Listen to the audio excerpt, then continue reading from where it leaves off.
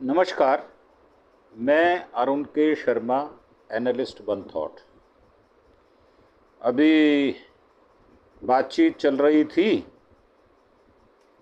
कि मोदी साहब सितंबर में 75 वर्ष के पूरे हो जाएंगे, तो क्या रिटायरमेंट होगी या नहीं होगी। परंतु इस बीच अमित शाह ने बताया है उनका रिटायरमेंट का प्लान। हालांकि वो 10 साल छोटे हैं, बल्कि 14 साल छोटे हैं। 1964 का जन्म है उनका।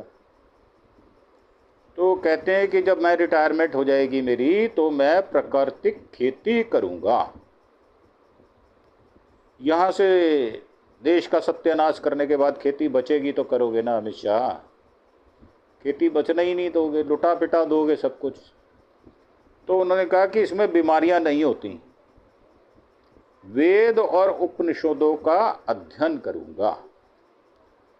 कब करोगे? जब कब्र में पैर लटक जाएंगे तो बोला नहीं जाएगा, सोना नहीं जाएगा, बैठा नहीं जाएगा, लेटा नहीं जाएगा। तो देश तो बर्बाद कर ही दिया है, खेती भी बर्बाद करोगे, उपनिषदों और वेदों का भी सत्यानाश करोगे, तो क्या क्या करोगे कुछ पता नहीं है। और ये भी है कि आपने जब सोच ही लिया बर्बाद करना है, तो फिर रिटायरमेंट की बात भी कर रहे हो। ये 9/7 को उनका बयान है। अहमदाबाद में सहकार संवाद में शामिल हुए थे और इस दौरान उन्होंने 3 राज्यों की महिलाओं के साथ बातचीत की। केंद्रीय गृह मंत्री एवं सहकारिता मंत्री अमित शाह ने बुधवार को अपना रिटायरमेंट प्लान बताया। उन्होंने कहा, मैं रिटायरमेंट के बाद अपना जीवन वेद और उपनिषद प्राकृतिक खेती के लिए खर्च करूंगा। तो सपने सुहाने हुए मन के, अब ये पूरे होंगे नहीं होंगे ये तो मोदी पे भी डिपेंड करता है ना। मोदी के सामने तो आप कुछ कर नहीं पाओगे। मोदी के सामने तो उसकी चाकरी करनी पड़ेगी आपको। उसके चाकर बन के तो रह सकते हो, पर इस तरह का जीवन नहीं व्यतीत कर पाओगे। मोदी करने नहीं देगा आपको। शाह ने कहा कि प्राकृतिक खेती एक ऐसा वैज्ञानिक प्रयोग है जिससे कई तरह के फायदे होते हैं। तो हमें भी पता है, सारी दुनिया को पता है। उसमें आप नई चीज़ क्या बता रहे हो? फर्टिलाइज़र वाला गेहूँ खाने से कैंसर होता है। तो जो आप देश को खिला रहे हो फर्टिलाइज़र वाला, उससे कैंसर नहीं हो रहा लोगों को। और बीपी, शुगर समेत कई बीमारियां आती हैं। इसलिए केमिकल फ्री खाना खाने से दवाइयों की ज़रूरत नहीं पड़ती। तो दुनिया को तो खिला रहे हो ना भाई, उनको तो मार रहे हो जान से। और वैसे भी 3500 मुसलमान मार दिए थे आपने, और आपको तड़ी पार की उपाधि मिली थी। गुजरात से दरबदर कर दिया गया था आपको। तो कौन कौन से रिकॉर्ड बनाने हैं वो तो हमें पता नहीं है। तो शाह गुजरात, मध्य प्रदेश और राजस्थान की महिलाओं और सहकारी कार्यकर्ताओं के साथ बातचीत कर रहे थे। इस कार्यक्रम का नाम सहकार संवाद रखा है। और वो जो आपने कॉलेज का चुनाव लड़ा था और अपने साथ में पढ़ने वाली लड़कियों के घर में मैसेज भेज दिए थे कि अगर वो वोट करने आई तो उनके कपड़े फट सकते हैं, वो जो आपके सामने व्यक्ति खड़ा था वो उसकी वोटर थी, और वो जीत जाता, आप हार जाते, आपका कैरियर शुरुआत में ही ख़त्म हो जाता। तो जो उन महिलाओं को आपने इस प्रकार का भद्दा संदेश भेजा था कि आपके कपड़े फट सकते हैं, आपके साथ खींचाखाची हो सकती है, वो क्या चीज़ थी? वो समझ में नहीं आई आज तक। और आप चुनाव जीत गए थे क्योंकि महिलाएं, बेटियां वोट करने गई नहीं थी। शाह ने कहा कि प्राकृतिक खेती से उत्पादन भी बढ़ता है। मेरे खेत में नेचुरल फार्मिंग होती है, इसमें लगभग 1.5 गुना बढ़ोतरी हुई है। तो कौन सा खेत है ये तो बताओ। खेत भी तो कहीं हैं आपके देश में। मुझे लगता है हर प्रदेश में आपके खेत ही खेत हैं। सारी ज़मीन हथिया चुके हो, हड़प चुके हो बीजेपी के द्वारा। और वैसे भी देश के गृह मंत्री हो, जहाँ हाथ रखा ज़मीन छीन लोगे डाकुओं की तरह। और वैसे शक्ल भी डाकू जैसी लगती है। और अमित शाह ने कहा कि नेचुरल फार्मिंग को लेकर शाह की 2 बड़ी बातें हैं। प्राकृतिक खेती के लिए एक गाय काफ़ी है। जो प्राकृतिक खेती करते हैं उनके खेत में केंचुए होते हैं। इससे मिट्टी की उर्वरकता भी बनी रहती है। बारिश होने पर पानी भी खेत से बाहर नहीं जाता। लोगों को ये मालूम होना चाहिए कि केचुआ किसी भी उर्वरक के बराबर काम करता है और प्राकृतिक खेती के लिए गाय काफ़ी है। उसके गोबर से तैयार होने वाला खाद आप 21 एकड़ की खेती कर सकते हैं।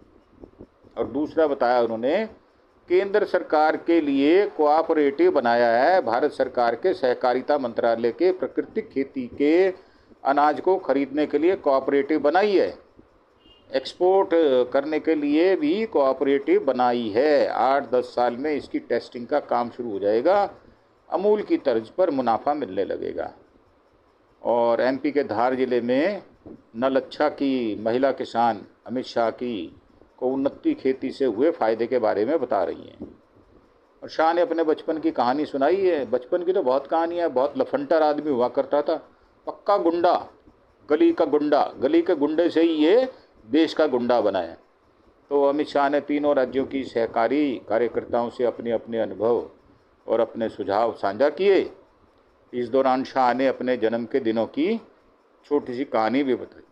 उसमें उन्होंने कहा, जब मैं पैदा हुआ तो पैदा हुए थे या उगे थे, ये भी बता देते। भाई वो आपका जो यार है, लंगोटिया यार नरेंद्र मोदी, वो तो बायोलॉजिकल है नहीं, तो वो तो कहीं झाड़ झंकाड़ में पैदा हुआ था। तो आप भी बता दो, पैदा हुए थे, उगे थे या आसमान से टपके थे। तो कहा कि हमारे यहाँ बनासकांठा में और कच्छ जिलों में हफ्ते में सिर्फ एक दिन ही स्नान के लिए पानी मिलता था। अरे इसीलिए तो रंग बिगड़ गया, बहुत मुश्किलें थी। आज आलम यह है कि हमारे यहाँ गांव का हर परिवार साल में 1 करोड़ से ज़्यादा कमाता है। सहकारी क्षेत्र की महिलाओं ने सफलता की कहानी बताई, ऊँटनी के दूध से कमाई। अब गुजरात की मिरल बहन ने बताया कि उनके साथ 360 परिवार ऊँटनी के दूध का काम करते हैं। तो ये तो बहुत अच्छी बात है अगर ऊँटनी के दूध का काम करते हैं।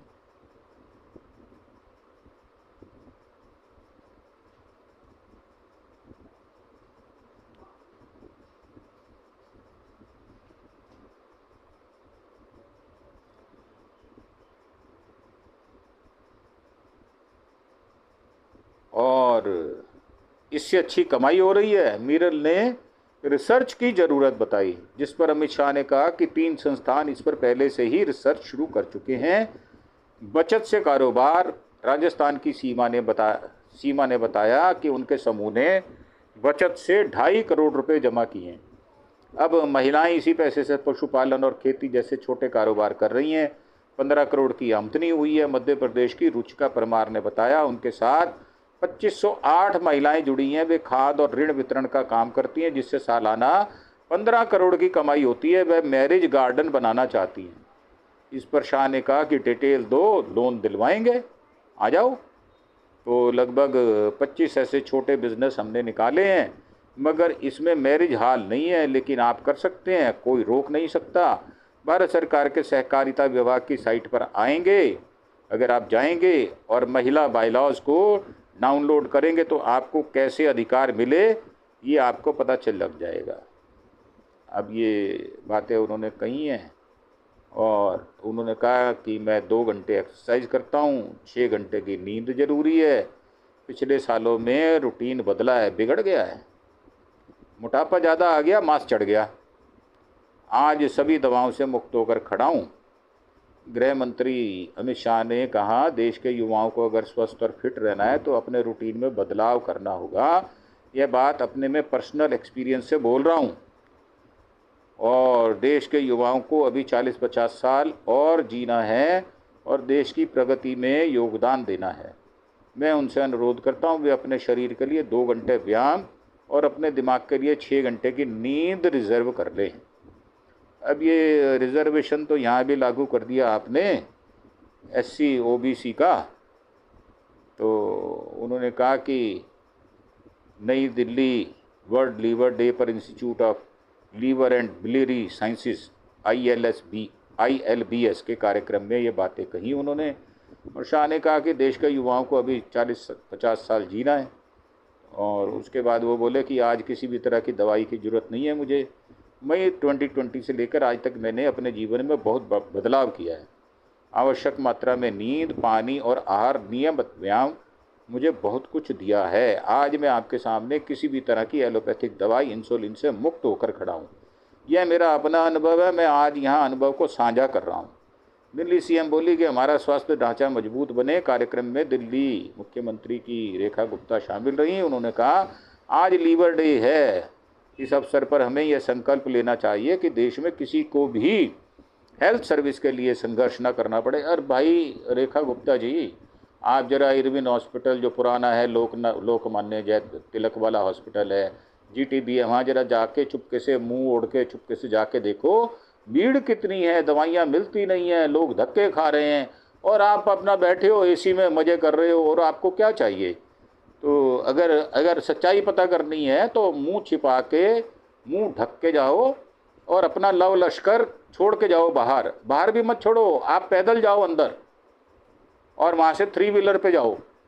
जीटीबी में जाके देख लो, एलबीएस में आ जाओ, वहाँ देख लो, हेडगेवार में देख लो, पता चल जाएगा आपको सारी पिक्चर का। तो पूरे देश दुनिया के लोग यहाँ से आते हैं। हमारी जिम्मेदारी बनती है हम अपने स्वस्थ ढांचे को मजबूत करें। तो बनती है तो करो। आपको चीफ मिनिस्टर, आपको कौन बाजू पकड़ के रोक रहा है? आपको तो किसी ने नहीं रोका। आप काम तो करो। आप बातें करना चाहते हो, काम करना नहीं चाहते। अब उपराज्यपाल ने कहा कि दिल्ली की नई सरकार की नीतियाँ बेहतर हैं। वीके सक्सेना ने, यही वीके सक्सेना रुदाली गैंग में का किंग हुआ करता था ये, और ये छाती पीटा करता था, और इसकी मेगा पाटकर से हत्तोपाई भी हुई थी। किसी ने इसको बख्शा नहीं है। और ये तो सीएम जो रही पहले, उनके बारे में भी उल जलूल ये बोलता रहता था। ये आदमी घटिया आदमी है मेरे हिसाब से। तो सीएम रेखा गुप्ता के नेतृत्व वाली दिल्ली की नई सरकार ने अपनी नीतियां और एजेंडे में स्वस्थ सेवा को प्राथमिकता दी है। पिछली सरकार की नीतियों के कारण दिल्ली पिछड़ गई थी, तो अब आगे कर लो ना। पहले पिछाड़ी थी, अब आगाड़ी कर लो। दिक्कत क्या हो रही है? स्पीड बढ़ाओ इसकी काम की, तो आगाड़ी हो जाएगी। और पिछाड़ी सरकार जा चुकी, पिछाड़ी से क्या लेना देना आपका? तो सक्सेना ने आगे कहा कि ILBS एकमात्र ऐसा संस्थान है जिसने देश विदेश में अपनी पहचान बनाई है। ILBS को 1 दशक से अधिक समय से लीवर रोगों के लिए विभिन्न स्वस्थ संगठनों के संयोगात्मक केंद्र के रूप में मान्यता प्राप्त है। और पीएम मोदी का पोस्ट है, स्वस्थ जीवन जीने का प्रयास करें। और मोदी ने कहा लीवर डे पे, भाई वर्ल्ड लीवर डे में ध्यानपूर्वक खाने और स्वस्थ जीवन जीने के आह्वान के साथ मनाने का भी सराहनीय प्रयास किया। तेल का सेवन कम करो जैसे छोटे कदम बहुत बड़ा बदलाव ला सकते हैं। आइए हम सब मिलकर मोटापे के बारे में जागरूकता बढ़ाकर एक स्वस्थ और तंदुरुस्त भारत का निर्माण करें। अब ये फैटी लीवर से 38% लोग जूझ रहे हैं। 500 कामों की जिम्मेदारी संभालता है लीवर।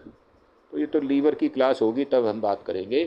फिलहाल जो है हमने आपको बता दिया कि हमारे मोटे ताजे खूब 100 किलो वजन से ज़्यादा वाले हमारे होम मिनिस्टर 900 चूहे खा के बिल्ली हज को चल रही है, और हज कौन से शहर में है इसका पता नहीं है।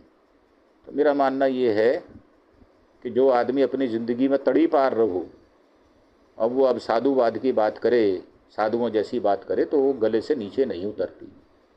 उनका असली रूप यही है कि अगर आपका कोई दुश्मन है तो उसका मर्डर करवा दो, अगर कोई महिला है तो उसके घर में धमकी भिजवा दो, और अगर नहीं मानता तो ED CBI IT भेज दो, और फिर भी नहीं मानता तो हाई कोर्ट तक से उसकी जमानत मत होने दो। तो ये गुंडागर्दी का नाम है अमित शाह, और इससे बड़ा गुंडा इतने बड़े पद पर पहले कभी आया नहीं है। सरदार पटेल ने इस पद को सुशोभित किया था, और कुछ समय तक लाल कृष्ण आडवाणी भी इस पद पर रह चुके हैं, जो कि सम्मानित है हमारे लिए। पर इस प्रकार का गुंडा मवाली गुजरात का वो पहले कभी नहीं आया जो तड़ी पार रहा हो। ये इतिहास बताता है कि ये आदमी तड़ी पार रहा है और गुंडागर्दी करता रहा ये अपने जीवन में मोदी के साथ मिलके। तो अब ये नई नई बातें सुझा रहा है, नई नई चीज़ें बता रहा है, स्वास्थ्य के लाभ बता रहा है, जैसे देश में पहली बार किसी ने स्वास्थ्य पर लाभ बताया हो। और खुद जो है वो ऐसे काम करता है जिससे कि, ऐसे बल्कि काम नहीं, कुकर्म करता है ऐसे कि जिससे देश की जो गर्दन है वो झुक जाती है। ये वही आदमी है जिसको 2 साल के लिए गुजरात से तड़ी पार कर दिया गया था। तो मेरा मानना ये है कि ये बकबक झकझक करते रहते हैं। आप अपने हिसाब से अपना कार्यक्रम बनाओ, कब सोना कब उठना। एमएनसी के बच्चे नाइट ड्यूटी भी करते हैं, सवेरे जल्दी भी जाते हैं, रात को देर से भी आते हैं। तो जीवन आपका है, आपको डिसाइड करना है। जो बातें ठीक हैं आपको लगती वो आप करें, जो आपके जीवन में उचित नहीं लगती वो मत करें। तो इन्हीं शब्दों के साथ और विचारों के साथ हम आपसे आज्ञा लेते हुए एक बार फिर से प्रार्थना करते हैं कि आप हमारे चैनल अरुण के शर्मा एनालिस्ट वन थॉट को सब्सक्राइब अवश्य करें। हमारे जो विचार हैं हम बेबाकी से उसको सामने रखते हैं अपने व्यूअर्स के और अपने सब्सक्राइबर्स के।